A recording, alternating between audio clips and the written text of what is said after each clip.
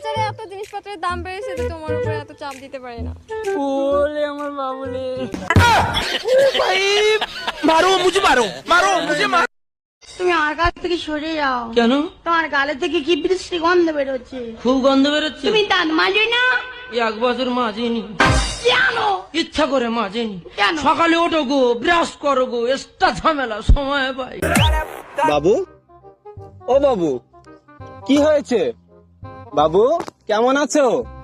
Dear ex, কেমন আছো তোমার নতুন আব্বুকে নিয়ে যে তোমাকে বাবু বলে ডাকে?